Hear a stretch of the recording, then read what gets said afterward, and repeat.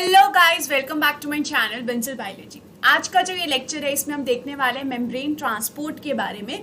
और इससे रिलेटेड एक वीडियो ऑलरेडी अपलोड कर दिया है मैंने मेरे चैनल पे। ये सेकंड वीडियो है मेम्ब्रेन ट्रांसपोर्ट का। पहले वाले वीडियो में हमने स्पेसिफिकली डिफ्यूजन के बारे में बात की थी, और आज का ये जो हमारा लेक्चर होगा इसमें हमने एक्टिव ट्रांसपोर्ट के बारे में बात कर रहे हैं। ये हमारी पूरी सीरीज सेल बायोलॉजी की चल रही है। So let's continue with this series and let's start with the today's lecture. सबसे पहले अगर हम बात करें एक्टिव ट्रांसपोर्ट के बारे में, तो भाई ये एक्टिव ट्रांसपोर्ट होता क्या है, हमें सबसे पहले वो समझने की ज़रूरत है। तो एक्टिव ट्रांसपोर्ट क्या है, यहाँ पे हम बात करें मेम्ब्रेन ट्रांसपोर्ट की, यानी कि किसी भी चीज़ को अगर हमें मेम्ब्रेन से ट्रांसपोर्ट करना है, प्लाज्मा मेम्ब्रेन या किसी भी सेल ऑर्गेनल की मेम्ब्रेन में पास करना है, तो उसमें हम एक्टिव ट्रांसपोर्ट करें। एक्टिव ट्रांसपोर्ट में बेसिकली क्या होता है, किसी चीज़ कोई चीज़ अगर हाई कंसंट्रेशन पे प्रेजेंट है और कोई चीज़ अगर लो कंसंट्रेशन पे प्रेजेंट है, तो उसको स्पेसिफिकली लो कंसंट्रेशन से हाई कंसंट्रेशन पे लेके जाना। डिफ्यूजन क्या होता है, हाई कंसंट्रेशन से लो कंसंट्रेशन पे मूव होना। वहीं यहाँ पर एक्टिव ट्रांसपोर्ट क्या होगा, लो कंसंट्रेशन से हाई कंसंट्रेशन पे मूव होना। तो इस टाइप के ट्रांसपोर्ट को आप अपोजिट डायरेक्शन में करो। आप जहाँ पर कमी है वहाँ से उठा के ज़्यादा वाली जगह पे चीज़ को ट्रांसपोर्ट कर रहे हो, तो इसके लिए आपको एनर्जी यूटिलाइज करनी पड़ेगी, इसके लिए आपको एटीपी यूटिलाइज करनी पड़ेगी, तभी इस तरीके का ट्रांसपोर्ट हो पाएगा। ठीक है, और यहाँ पर हम इसको अप हिल ट्रांसपोर्ट भी कह सकते हैं, क्योंकि यहाँ पर हम कहाँ जा रहे हैं, लो कंसंट्रेशन से हाई कंसंट्रेशन पे जा रहे हैं। फॉर एग्जांपल हम पहाड़ पे नीचे से ऊपर चढ़ रहे हैं, तो हमें एनर्जी देनी पड़ती है, अप हिल जा रहे हैं। तो ये पूरा होता है एक्टिव ट्रांसपोर्ट का केस। अगर हम एक्टिव ट्रांसपोर्ट के बारे में ज़्यादा पढ़ने की कोशिश करें, तो एक्टिव ट्रांसपोर्ट बेसिकली दो टाइप का होता है। अगर हम यहाँ पर देखें, active transport is basically of two type.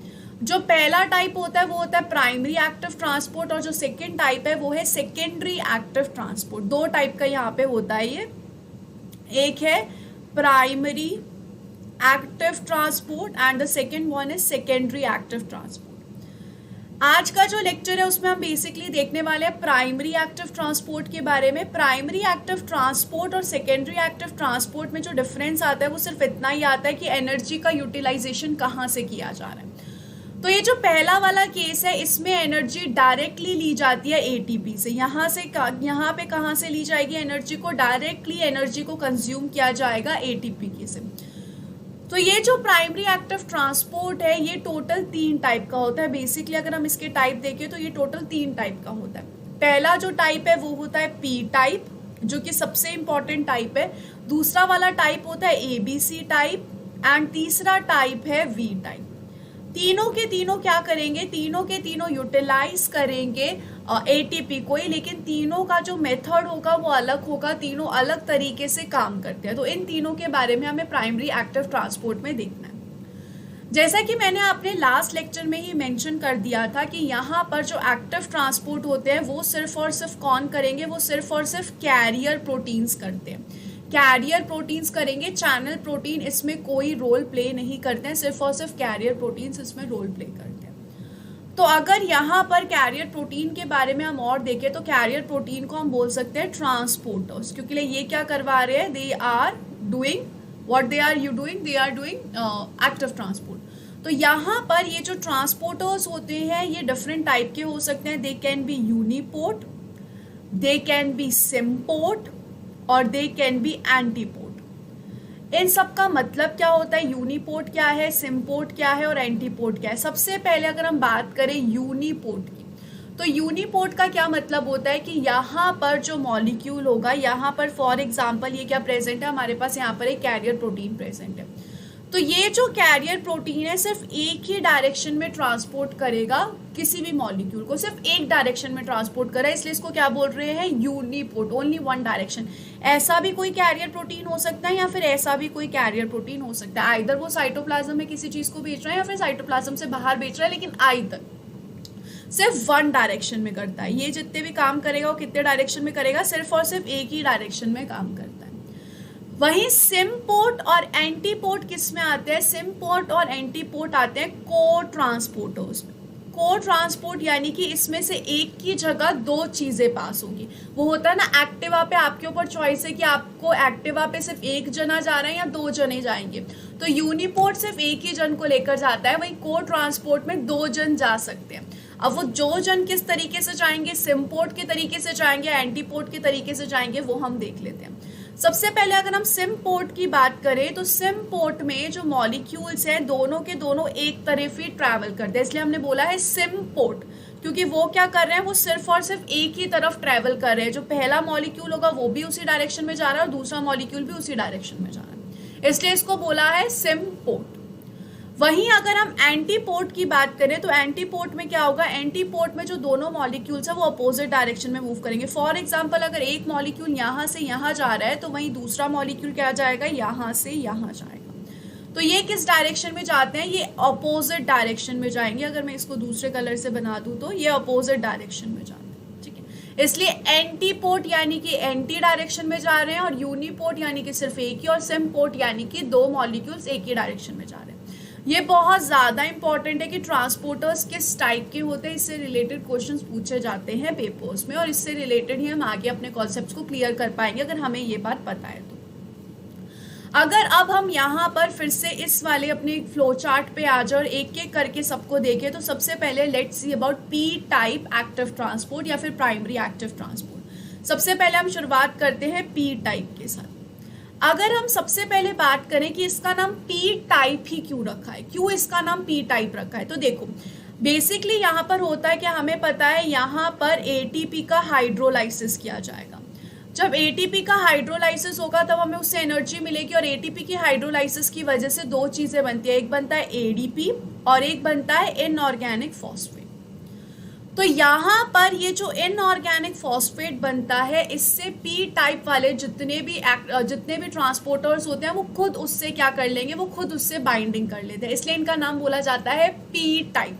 P type का मतलब क्या है कि ये खुद पे खुद ही इन सभी इनऑर्गेनिक फॉस्फेट से बाइंडिंग कर लेते हैं, इसलिए इनका नाम बेसिकली पी टाइप रखा गया। तो यहाँ पर हम लिख सकते हैं कि ये क्या करेंगे, फॉस्फोराइलेट देमसेल्फ, ये क्या करते हैं, ये फॉस्फोराइलेट करते हैं देमसेल्फ, खुद को ही फॉस्फोराइलेट कर लेते हैं, इसलिए इनका नाम रखा जाता है पी टाइप एक्टिव ट्रांसपोर्टर्स में। अगर हम यहाँ पर इनके बारे में और देखें तो इनमें क्या प्रेजेंट होते हैं, इनमें प्रेजेंट होते हैं बहुत सारे एग्जाम्पल्स, जिनमें से दो एग्जाम्पल्स हम देखने वाले हैं जो कि सबसे इंपॉर्टेंट है। सबसे पहला जो एग्जाम्पल होगा वो यहाँ पे आता है कैल्शियम पंप का। सबसे पहला जो एग्जाम्पल है वो कैल्शियम पंप का होता है। अगर हम यहाँ पर एक सेल की बात करते हैं, फॉर एग्जाम्पल स्पेसिफिक कोई सेल है, जैसे कि मसल सेल प्रेजेंट है, मसल सेल में एक स्पेसिफिक ऑर्गेनेल प्रेजेंट होती है जिसको बोलते हैं सार्कोप्लाज्मिक रेटिकुलम।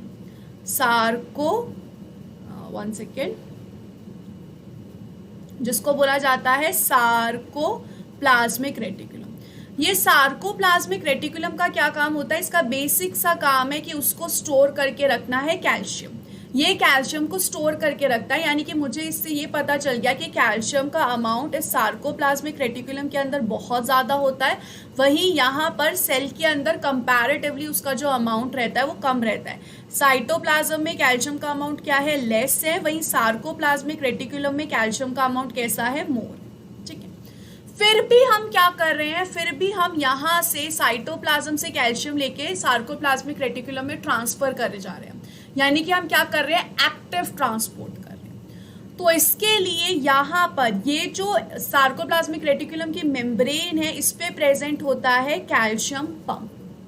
अब ये किस तरीके से वर्क करता है, किस तरीके से कैल्शियम का ट्रांसपोर्ट करता है, ये हमें देखना है, क्योंकि इससे रिलेटेड क्वेश्चंस पूछे जाते हैं। तो हम यहाँ पर इधर ले आते हैं, एक नए पेज पे आ जाते हैं और यहाँ पर हम बना लेते हैं किसकी मेम्ब्रेन प्रेजेंट है, ये प्रेजेंट है सार्कोप्लाज्मिक रेटिकुलम की मेम्ब्रेन। सार्कोप्लाज्मिक रेटिकुलम है, रेटिकुलम यानी कि ईआर का ये एक होता है जो कि स्पेसिफिकली मसल्स में प्रेजेंट होता है और कॉन्ट्रैक्शन में मदद करेगा। यहाँ पर मैंने इधर क्या बना दिया, इधर मैंने बना दिया उसकी मेम्ब्रेन। मेम्ब्रेन के एक तरफ क्या प्रेजेंट होगा, यहाँ पर प्रेजेंट होगा साइटोप्लाज्म और इस तरफ प्रेजेंट होगा सार्कोप्लाज्मिक रेटिकुलम का ल्यूमेन। ठीक है, इस तरफ क्या प्रेजेंट है, इस तरफ हाई कॉन्सेंट्रेशन प्रेजेंट है और इस तरफ क्या प्रेजेंट होगी, लो कॉन्सेंट्रेशन प्रेजेंट होती है। अब यहाँ पर पंप प्रेजेंट होता है, तो पंप हम बना सकते हैं इस तरीके से, यहाँ पर इस तरीके से ये पंप प्रेजेंट है। ठीक है, जो कि फिलहाल किस फॉर्म में प्रेजेंट है, जो कि फिलहाल क्लोज्ड फॉर्म में प्रेजेंट है, ये ओपन है, बिल्कुल क्लोज्ड है।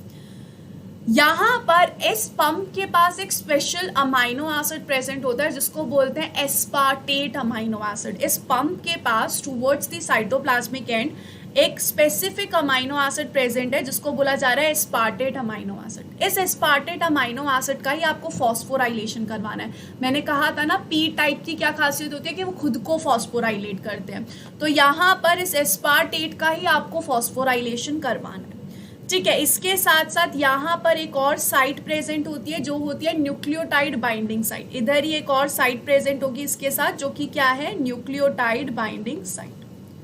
यहाँ पर न्यूक्लियोटाइड बाइंड होगा, यानी कि इन शॉर्ट में बोल सकती हूँ यहाँ पर एटीपी की बाइंडिंग होगी। अभी आप देख सकते हैं सब क्लोज है, सारी चीजें क्लोज प्रेजेंट है। यहाँ पर बाहर की तरफ कैल्शियम में प्रेजेंट है जो कि लो अमाउंट में, यहाँ पे बहुत सारा कैल्शियम प्रेजेंट है। अब हमें कैल्शियम को ट्रांसपोर्ट करना है यहाँ से यहाँ। सबसे पहले यहाँ पर क्या होगा, ये जो न्यूक्लियोटाइड बाइंडिंग साइट है, जो फर्स्ट स्टेप होगा वो यहाँ पे ये होगा कि यहाँ पर आके बाइंड करेगा एक एटीपी मॉलिक्यूल, क्योंकि हमें सबसे पहले एटीपी की तो बाइंडिंग करवानी पड़ेगी ना, वही चीज़ है। तो यहाँ पर सबसे पहले जैसे ही एटीपी आके बाइंड करेगा ना, वैसे ही यहाँ पर ये जो हमारा कैरियर प्रोटीन है ये आउटसाइड ओपन हो जाएगा, ये आउटसाइड की तरफ ओपन हो जाएगा, यानी कि टूवर्ड्स द साइटोप्लाज्म ये हो जाएगा ओपन अप। जैसे ही यहाँ पर ये ओपन अप होगा तो बाहर के जो कैल्शियम है वो यहाँ पे आ जाएंगे, यहाँ पर कैल्शियम आ जाएगा। ये क्या आ गया, कैल्शियम। कैल्शियम ने एंट्री मार ली। ये वाली जो आपको इस तरीके से नॉब लाइक स्ट्रक्चर दिख रहा है, ये क्या है, ये होती है कैल्शियम बाइंडिंग साइट। तो सबसे पहले यहाँ पे क्या होगा, सबसे पहले यहाँ पर कैल्शियम ने आके बाइंडिंग कर ली है, क्योंकि वो जो है बाहर की तरफ ओपन हो गया है। क्यों ओपन हुआ, क्योंकि एटीपी ने आके बाइंडिंग कर लिया। अब जैसे ही यहाँ पर कैल्शियम आके बाइंड हो जाएगा तो ये वाला जो चैनल है ये फिर से एक बार क्लोज हो जाएगा। तो यहाँ पर हम इसको शो कर सकते हैं कि ये किस तरीके से हो गया, ये एकदम फिर से क्लोज हो गया। तो यहाँ पर वंस अगेन मेम्ब्रेन प्रेजेंट है, सार्कोप्लाज्मिक मेम्ब्रेन, और यहाँ पर ये जो चैनल था ये हो चुका है क्लोज। एक बार फिर से इधर यहाँ पे आके बाइंड हो चुका है कैल्शियम, जो कि कैल्शियम बाइंडिंग साइट है, और यहाँ पर वही दोनों तरफ प्रेजेंट है एस्पार्टेट, दूसरा होता है न्यूक्लियोटाइड बाइंडिंग प्रोटीन, जिसपे फिलहाल क्या प्रेजेंट है, एटीपी प्रेजेंट है। ठीक है, अब यहाँ पर क्या होगा, मैंने आप लोगों को बताया था कि जब भी कैरियर प्रोटीन ट्रांसपोर्ट करता है ना, तो कैरियर प्रोटीन कॉन्फॉर्मेशनल चेंज करता है, यानी कि अपने स्ट्रक्चर को चेंज करेगा, और दूसरी तरफ ओपन होगा। पहले वो किधर ओपन हुआ है, ऊपर की तरफ ओपन हुआ है, फिर वो क्लोज हो चुका है। अब उसको किस तरफ ओपन होना है, अब उसको सार्कोप्लाज्मिक रेटिकुलम की ल्यूमेन की तरफ ओपन होना है। तो उसको इसके लिए क्या करना पड़ेगा, उसको उसके लिए कॉन्फॉर्मेशनल चेंज करनी पड़ेगी। और इस कॉन्फॉर्मेशनल चेंज करवाने के लिए बहुत इंपॉर्टेंट चीज आपको करनी पड़ेगी, वो ये होगी कि यहाँ पर ये जो एटीपी प्रेजेंट है ना, इस एटीपी का हाइड्रोलाइसिस होगा। इस एटीपी का क्या हो जाएगा, यहाँ पर हम लिख देते हैं एटीपी हाइड्रोलाइसिस। एटीपी की हाइड्रोलाइसिस होने के साथ साथ हमें पता है कि एटीपी किस में टूटेगी, एटीपी टूटेगी एडीपी में और इनऑर्गेनिक फॉस्फेट में।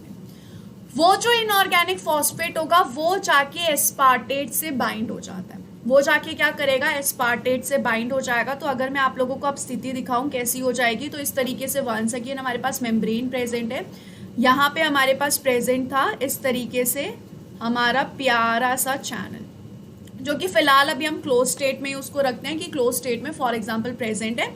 यहाँ पे प्रेजेंट है इस तरीके से, कौन आके बाइंड हो चुका है, यहाँ पर कैल्शियम, जो कि पहले से बाइंड है। और यहाँ पर अब देखिए क्या हो गया, इधर ये वाला जो एस्पार्टेट था, एस्पार्टेट से किसने आके बाइंडिंग कर ली, फॉस्फेट ने आके बाइंडिंग कर ली। और वहीं यहाँ पर ये जो न्यूक्लियोटाइड बाइंडिंग साइट है, इस पे कौन प्रेजेंट है, इस पे प्रेजेंट है एडीपी, क्योंकि एटीपी तो टूट गया है, तो इस पे क्या बाइंड होगा, इस पे ऑब्वियस सी बात है एडीपी बाइंड होगा। अब जैसे ही यहाँ पर इनऑर्गेनिक फॉस्फेट आके बाइंड हो चुका है ना एस्पार्टेट से, तो इसकी वजह से क्या होगा, इसकी वजह से कॉन्फॉर्मेशनल चेंज हो गया। कॉन्फॉर्मेशनल चेंज होने की वजह से यहाँ पर जो सार्कोप्लाज्मिक रेटिकुलम की तरफ ये वाला जो चैनल है ये ओपन हो जाएगा। तो अगर मैं यहाँ पर इसी को ही मॉडिफाई करके दिखा दूँ तो इस तरीके से ये नीचे से हो चुका है ओपन, यहाँ पर ये इस तरीके से प्रेजेंट है और यहाँ पर ये ऐसा हो चुका है ओपन। इसके ओपन होने की वजह से जो कैल्शियम है वो रिलीज हो जाएगा, जो कैल्शियम है वो कहाँ हो जाएगा, रिलीज हो जाएगा इधर किधर, सार्कोप्लाज्मिक रेटिकुलम की तरफ। और यहाँ पर क्या हो गया था, कॉन्फॉर्मेशनल चेंज। जो आपको करना था आपने कर दिया, आपने कॉन्फॉर्मेशनल चेंज कर दिया, आपको यही चाहिए था कि कॉन्फॉर्मेशनल चेंज हो जाए, वो यहाँ पर हो चुका है। अब इसके बाद यहाँ पर कॉन्फॉर्मेशनल चेंज होने के बाद यहाँ पर क्या हो जाएगा कि ये जो इनऑर्गेनिक फॉस्फेट है ये रिलीज हो जाएगा, उसके साथ साथ ही यहाँ पर ये जो एडीपी है वो भी क्या हो जाएगा, रिलीज आउट हो जाएगा। तो यहाँ पर हम इधर दिखा सकते हैं कि हमें फिर से ओरिजिनल स्टेट में जाना है। तो इस ओरिजिनल स्टेट में जाने के लिए क्या होगा, यहाँ पर ये जो इनऑर्गेनिक फॉस्फेट है ये रिलीज हो जाएगा और उसके साथ साथ ही एडीपी मॉलिक्यूल जो है वो भी रिलीज हो जाएगा और ये साइकिल फिर से दोहराई जाएगी। ये साइकिल कंटिन्यूसली ऐसे ही दोहराई जाती है। फिर से हम देख लेते हैं। सबसे पहले एटीपी आके बाइंड होगी, एटीपी आके बाइंड होने की वजह से यहाँ पर ये जो ऊपर की तरफ है वो ओपन हो जाएगा। जैसे ही वो ऊपर की तरफ ओपन होगा कैल्शियम आ जाएगा, कैल्शियम बाइंडिंग साइट पे आके बाइंड कर देगा। कैल्शियम के आने की वजह से वो जो चैनल्स है वो क्लोज हो जाएंगे या फिर जो कैरियर प्रोटीन है वो बंद हो जाएगा। उसके बंद होने की वजह से यहाँ पर अब क्या आएगा, यहाँ पर एटीपी की हाइड्रोलाइसिस हो जाएगी। एटीपी की हाइड्रोलाइसिस होने की वजह से यहाँ पर ये जो फॉस्फेट है वो एस्पार्टेट पे आके बाइंड हो जाएगा और ये एडीपी की फॉर्म में प्रेजेंट होगा और कैल्शियम जो है रिलीज आउट हो जाएगा कॉन्फॉर्मेशनल चेंज होने की वजह से। उसके थोड़ी देर बाद क्या होगा, हमने कैल्शियम को रिलीज कर दिया, अब हमें वापस से साइकिल चलानी है तो हम इनऑर्गेनिक फॉस्फेट को निकाल देंगे, एडीपी को निकाल देंगे और फिर से वो ओरिजिनल स्टेट पे ये पूरी कहानी फिर से दोहराई जाएगी। तो इस तरीके से पूरा स्ट्रक्चर जो है चलता रहेगा एंड चलता रहेगा। अगर हम यहाँ पर, ये फर्स्ट एग्जाम्पल था, पी टाइप का ये फर्स्ट एग्जाम्पल था। अगर हम यहाँ पर सेकेंड एग्जाम्पल देखें जो कि सबसे इंपॉर्टेंट होता है, वो होता है सोडियम पोटेशियम पंप का। आप लोगों ने भी ज़रूर इसके बारे में सुना होगा, that is sodium potassium pump. Let's now learn about sodium potassium pump. Sodium potassium pump जो है हमारी बॉडी में काफ़ी जगह प्रेजेंट होता है और ये हमारी बॉडी में एक्शन पोटेंशियल को जनरेट करने के लिए बेसिकली रिस्पॉन्सिबल होता है। एक्शन पोटेंशियल क्या होता है, एक तरीके से नर्व इम्पल्स होती है और इम्पल्स होती है जिसके हमारी बॉडी में ट्रांसपोर्ट किया जाता है।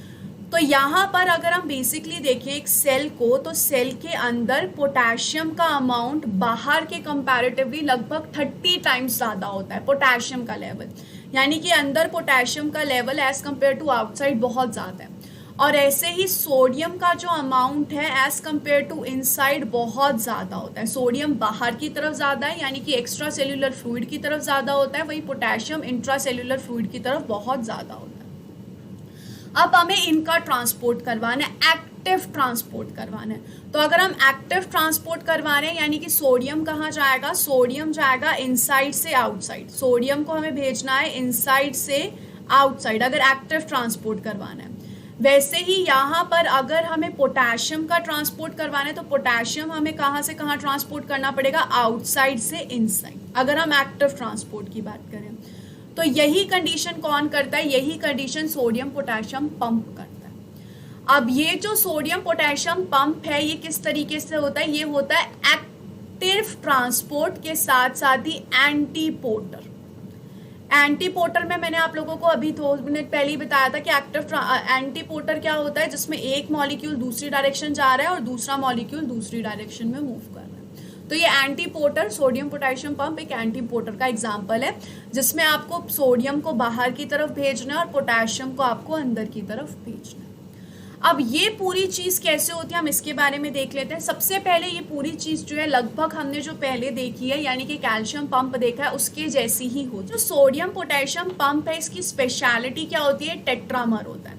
यहाँ पे ये स्टार मार्क पॉइंट है कि सोडियम पोटेशियम पंप क्या है, टेट्रामर है।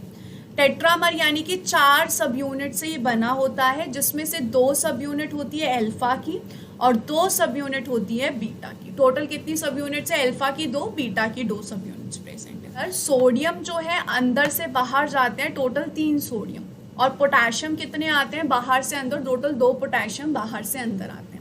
सो अगर हम यहाँ पर पूरा मैकेनिज्म देख लें कि किस तरीके से सोडियम पोटेशियम पंप वर्क करता है और किस तरीके से यहाँ पे 3 सोडियम का बाहर और 2 पोटेशियम का अंदर की तरफ ट्रांसपोर्ट होगा। तो once again let's start from a plasma membrane. यहाँ पे हमारे पास एक प्लाज्मा मेम्ब्रेन प्रेजेंट है, जिसके इस तरफ प्रेजेंट है साइटोप्लाज्म और जिसके आउटर साइड प्रेजेंट है एक्स्ट्रा सेल्यूलर रीजन। तो यहाँ पे प्रेजेंट है एक्स्ट्रा सेल्यूलर रीजन और अंदर की तरफ प्रेजेंट है साइटोप्लाज्म। यहाँ पर प्रेजेंट होता है सोडियम पोटेशियम पंप। इस तरीके से सोडियम पोटेशियम पंप प्रेजेंट है, जो कि फिलहाल कौन सी कंडीशन में होगा, जो कि फिलहाल क्लोज्ड कंडीशन में प्रेजेंट है। इस तरीके से ये फिलहाल क्लोज्ड कंडीशन में प्रेजेंट है। यहाँ पर सोडियम पोटेशियम पंप की स्पेशलिटी क्या है कि सोडियम पोटेशियम पंप एक टेट्रामर होता है, जैसे कि मैंने अभी बताया, और अल्फा और बीटा सब यूनिट से बना होता है। इसके यहाँ पर जो अल्फा सब यूनिट होती है उसके पास क्या प्रेजेंट होगा, उसके पास एक अमाइनो एसिड प्रेजेंट होता है जिसको बोलते हैं aspartate amino acid. Aspartate amino acid भी किसके लिए तैयार है, फॉस्फोराइलेट होने के लिए तैयार है। सबसे पहले यहाँ पर आके बाइंड होगा, सबसे पहले यहाँ पर इस मॉलिक्यूल से आके बाइंड होता है एटीपी। यहाँ पे सबसे पहले आके बाइंड होगा एटीपी मॉलिक्यूल। सो इस तरफ अगर मैं बना दूँ, इधर आके बाइंड हो चुका है एटीपी।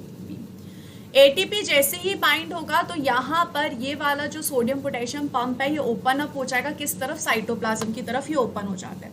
तो यहाँ पर इस तरीके से ये ओपन हो जाएगा साइटोप्लाज्म की तरफ, जिसकी वजह से साइटोप्लाज्म में जो सोडियम मॉलिक्यूल्स है वो आके इससे बाइंड हो जाएंगे। तो यहाँ पर तो सोडियम मॉलिक्यूल्स जितने भी थे वो यहाँ पे आके 3 बाइंड हो जाएंगे, 1, 2 and 3। These are sodium. जैसे ही यहाँ पर बाइंडिंग हुई, अब हमें क्या करवाना है, अब हमें इसका कॉन्फॉर्मेशनल चेंज करवाने के लिए हमें सोडियम को बाहर रिलीज करवाना है। इसके लिए, इस काम को करवाने के लिए आपको एटीपी का हाइड्रोलाइसिस करवाना पड़ेगा। तो नेक्स्ट स्टेप में क्या हो जाएगा, नेक्स्ट स्टेप में एटीपी का hydrolysis will occur. So in this step basically ATP is hydrolysed. जैसे ही एडीपी हाइड्रोलाइज्ड होती है तो वंस अगेन क्या बचता है, एक एडीपी मॉलिक्यूल बनता है और एक इनऑर्गेनिक फॉस्फेट मॉलिक्यूल बनता है। तो यहाँ पर इस तरफ जो इनऑर्गेनिक फॉस्फेट है वो कहाँ पे आके बाइंड हो जाएगा, वो इस एस्पार्टेट मॉलिक्यूल पे आके बाइंड हो जाएगा। जैसे ही वो एस्पार्टेट मॉलिक्यूल से आके बाइंड होगा, यहाँ पर कॉन्फॉर्मेशनल चेंज हो जाएगा। इस तरीके से यहाँ पर क्या हो गया, कॉन्फॉर्मेशनल चेंज हो गया। तो यहाँ पर इस एस्पार्टेट मॉलिक्यूल को क्या मिल गया, एक फॉस्फेट मिल गया। और यहाँ पर अब इसने क्या कर दिया, इसने रिलीज कर दिया तीनों के तीनों सोडियम को बाहर की तरफ।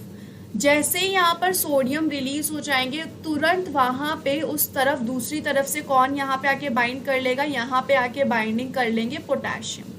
इधर आ जाएगा पोटेशियम और पोटेशियम क्या करेगा, यहाँ पे बाइंडिंग कर लेगा। तो इधर मैं इधर पेन से बना देती हूँ, ये एक पोटेशियम और यहाँ पे ये दूसरा पोटेशियम। इन्होंने आके क्या कर ली, इन्होंने आके यहाँ पे बाइंडिंग कर ली।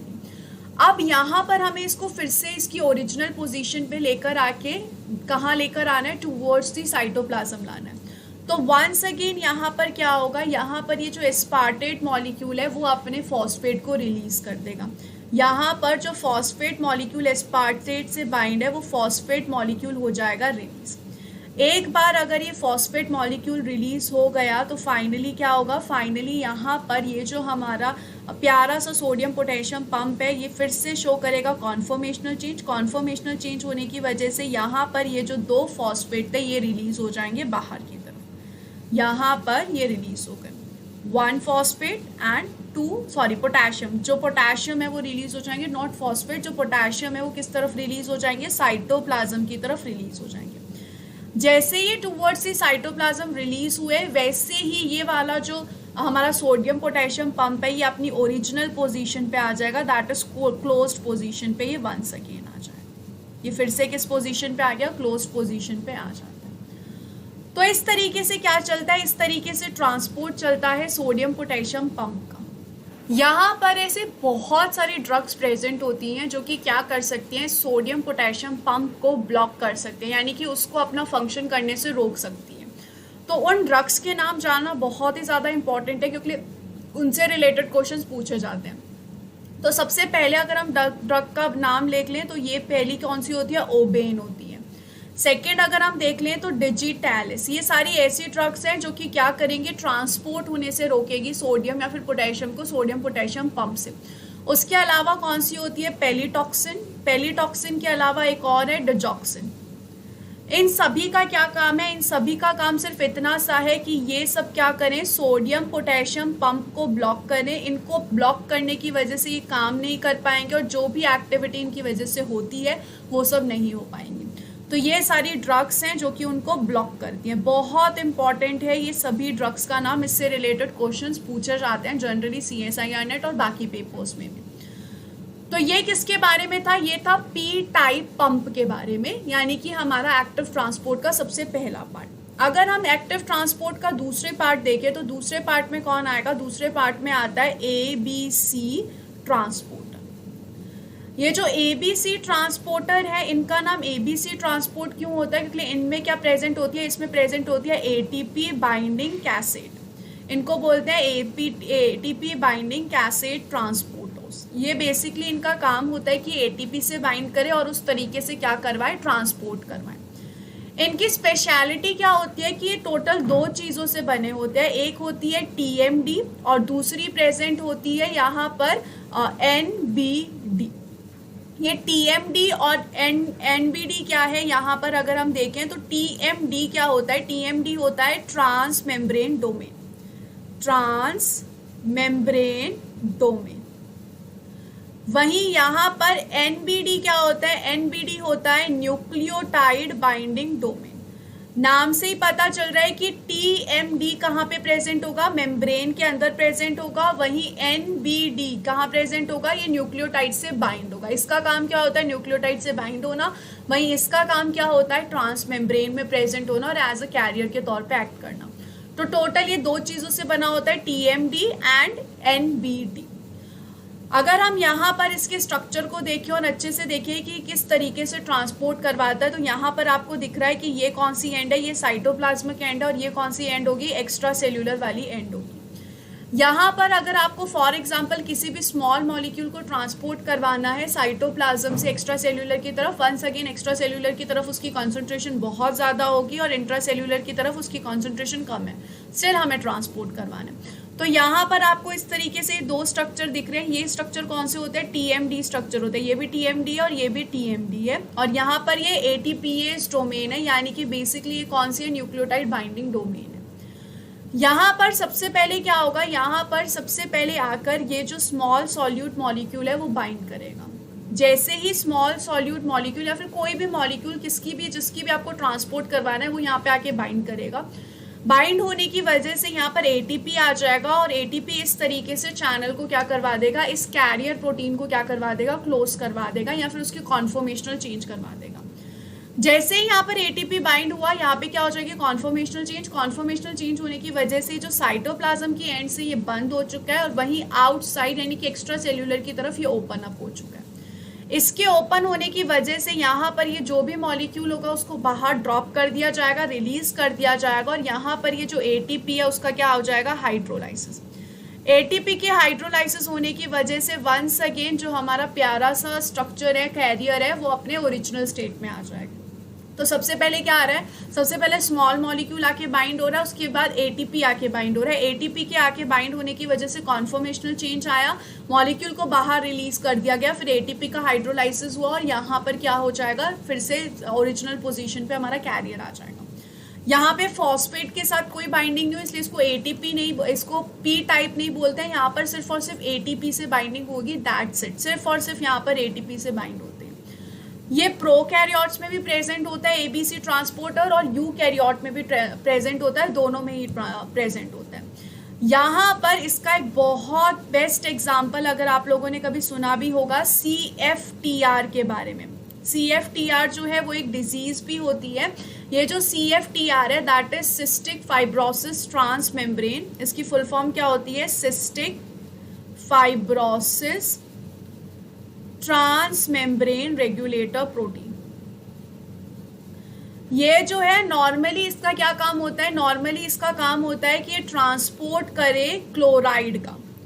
बेसिकली ये नॉर्मली क्या करेगा? क्लोराइड का ट्रांसपोर्ट करता है। कहाँ से कहाँ ट्रांसपोर्ट करेगा? क्लोराइड का ट्रांसपोर्ट करता है ये साइटोप्लाज्म से टूवर्ड्स द आउटसाइड।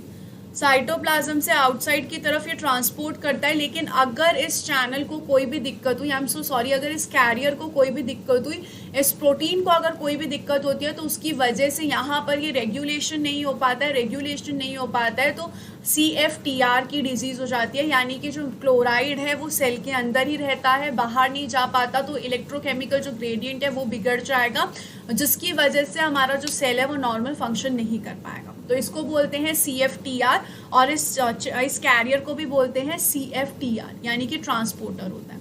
तो ये सबसे बेस्ट एग्जाम्पल होता है ABC ट्रांसपोर्टर्स का, और ये भी एक कैरियर ही है। मैंने जैसा कि बताया था, एक्टिव ट्रांसपोर्टर जनरली कैरियर ही करते हैं, इसमें उनका रोल नहीं आता है, यानी कि चैनल्स का रोल नहीं आता है।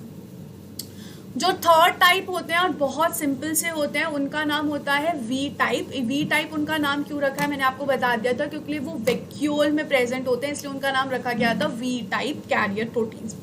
तो यहाँ पर V टाइप कैरियर प्रोटीन्स के बारे में अगर हम यहाँ पर देखें तो next is V type carrier protein. V type carrier protein या फिर एक्टिव ट्रांसपोर्ट भी हम बोल सकते हैं। तो फॉर एग्जाम्पल यहाँ पे हमारे पास एक सेल प्रेजेंट है, एक सेल के अंदर प्रेजेंट होगा वैक्यूल। वैक्यूल में आपको पता ही होगा कि जो अमाउंट होता है प्रोटॉन्स का वो काफ़ी हाई होता है एज कम्पेयर टू साइटोप्लाज्म। तो यहाँ पर ये साइटोप्लाज्म प्रेजेंट है, इस तरफ ये साइटोप्लाज्म के अंदर वैक्यूल प्रेजेंट है। वैक्यूल की मेम्ब्रेन को बोला जाता है टोनोप्लास्ट, इस मेम्ब्रेन को बोला जाता है टोनोप्लास्ट। तो इस टोनोप्लास्ट की जो मेम्ब्रेन है उसके ऊपर क्या प्रेजेंट है, इसके ऊपर प्रेजेंट होगा V pump, V type pump. ये V टाइप क्या करेगा, ये V टाइप ATP का यूटिलाइजेशन करेगा, ATP को तोड़ेगा। यहाँ पर ये किसको यूटिलाइज करेगा, ATP को यूटिलाइज करेगा, ATP को तोड़ेगा ADP प्लस इनऑर्गेनिक फॉस्फेट में, जिसकी वजह से यहाँ पे साइटोप्लाज्म से जो प्रोटॉन है वो ट्रांसपोर्ट करेंगे वैक्यूल के अंदर। तो यहाँ पर हमने ATP को यूटिलाइज किया, उसको ADP में तोड़ा और प्रोटॉन्स का ट्रांसपोर्ट किया, ताकि जो वैक्यूल वाला रीजन है वो क्या रहे, वो एसिडिक रहे एज कम्पेयर टू साइटोप्लाज्म। तो ये किस में आता है, ये एक्टिव ट्रांसपोर्ट में आता है। यहाँ पे ज़रूरी नहीं है कि वैक्यूल ही हो, यहाँ पे लाइसोसोम में भी इस तरीके का ट्रांसपोर्ट किया जाता है।